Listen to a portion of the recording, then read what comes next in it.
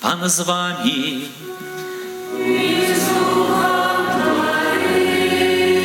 Читання Святого Євангелія паводле Яна.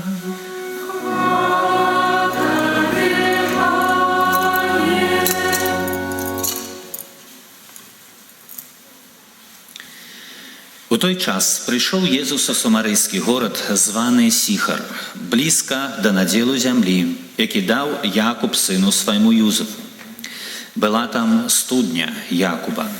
Єсус же, стомлений дорогою, сів при студні. Було каля 6 години.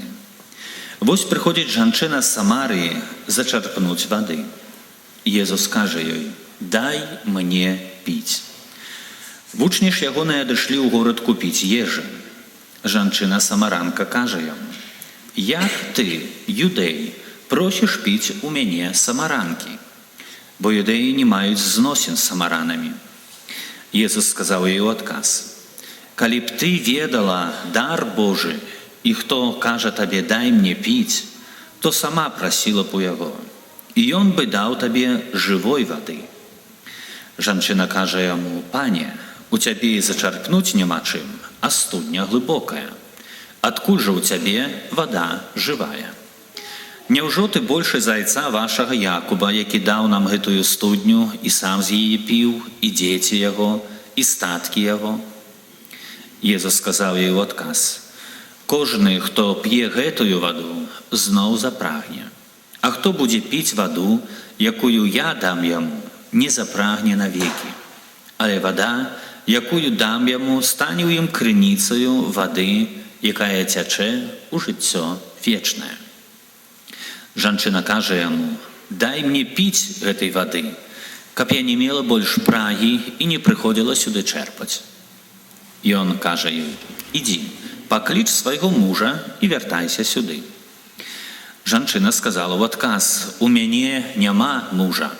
Єсус каже їй: «Ти правдиво сказала, що у тебе нема мужа, бо мела ти 5 мужов, а той, кого сьогодні маєш, не муж тобі. Правдиво ти гэта сказала».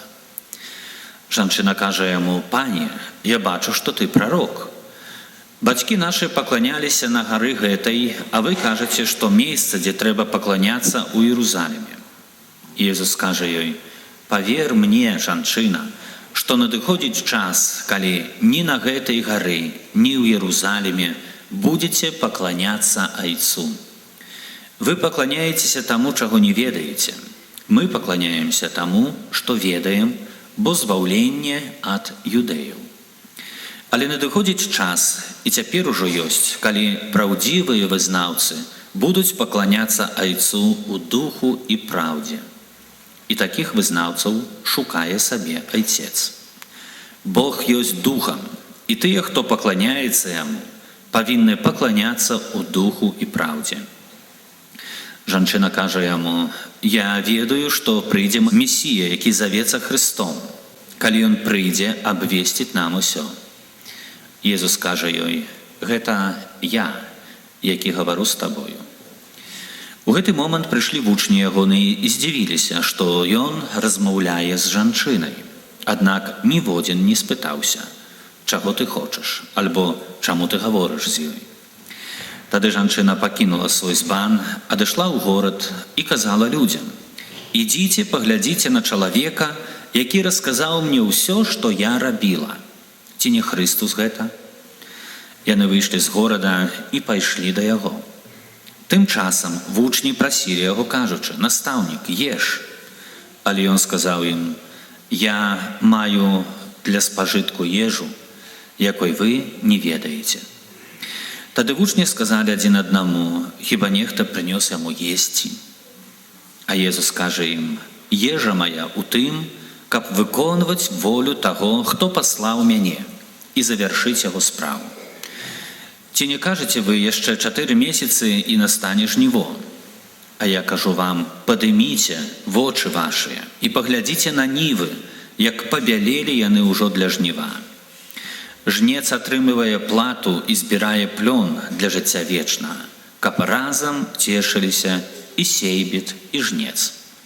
Бо праўдзівая ў гэтым прымаўка: адзін сее, другі жне. Я паслаў вас жаць тое, над чым вы не працавалі. Іншыя працавалі, а вы ўвайшлі ў працу іхнюю. Шмат самаранаў з горада гэтага паверыла ў яго, дзякуючы слову жанчыны, якая сведчыла, кажучы: «Расказаў мне ўсё, што я рабіла». Таму, калі прыйшлі да яго самаране, прасілі яго застацца з імі. І ён заставаўся там 2 дні. І яшчэ больш людзей паверыла, дзякуючы слову ягонаму. А жанчыне казалі: «Мы верым ужо не дзеля таго, што апавядала ты, бо мы самі пачулі і ведаем, што ён сапраўдны збаўца свету». Гэта слова Пана.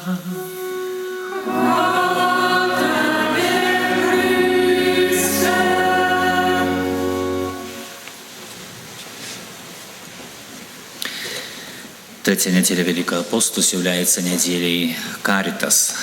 І з гэтай нагоды прадугледжаны ліст канферэнцыі каталіцкіх біскупаў Беларусі на трэцюю нядзелю Вялікага посту 2020 года.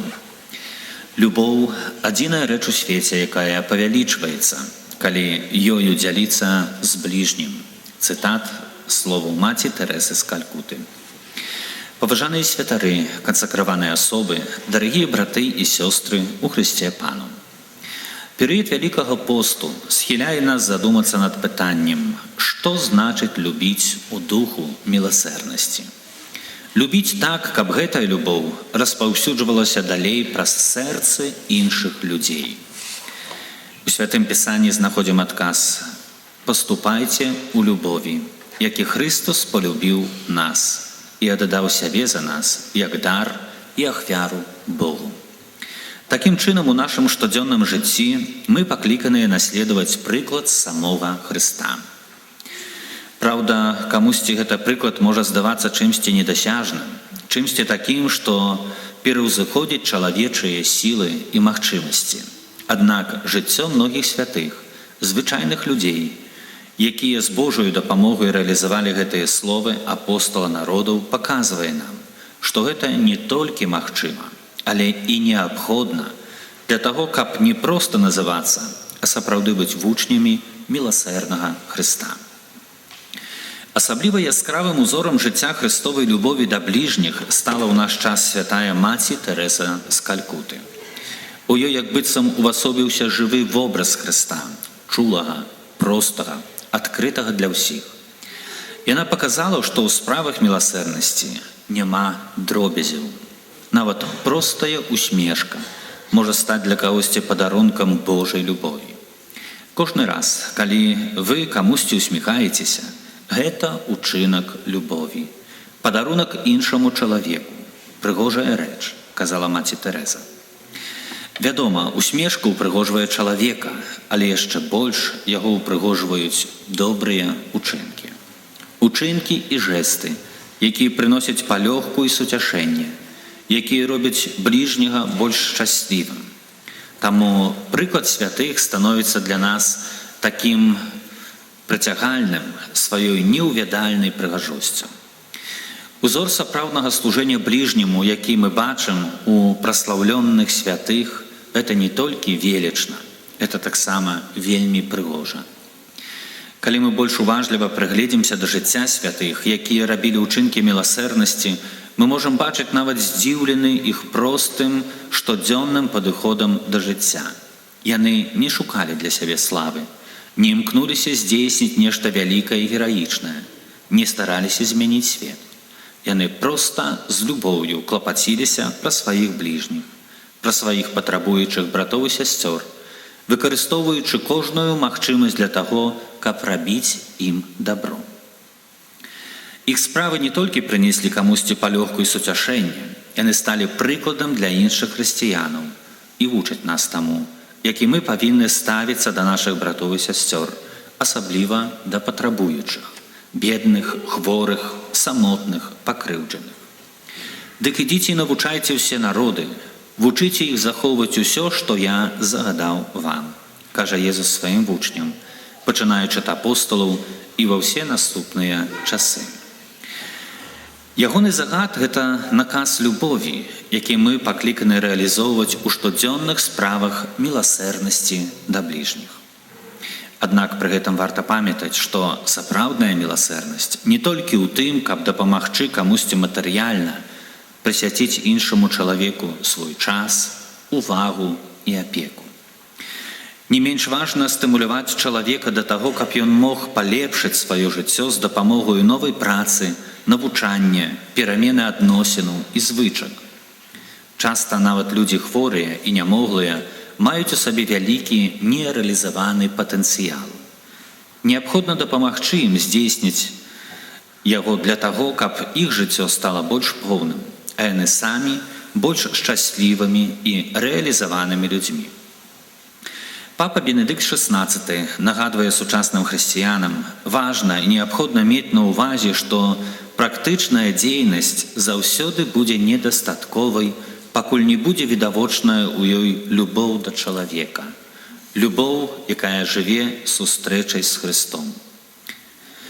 І таму дабрачынная місія шматлікіх каталіцкіх арганізацый не павінна абмяжоўвацца толькі зборам альбо размеркаваннем сродкаў, але заўсёды праяўляць асаблівую ўвагу да патрабуючых, а таксама выконваць асаблівую педагагічную функцыю ў хрысціянскай супольнасці.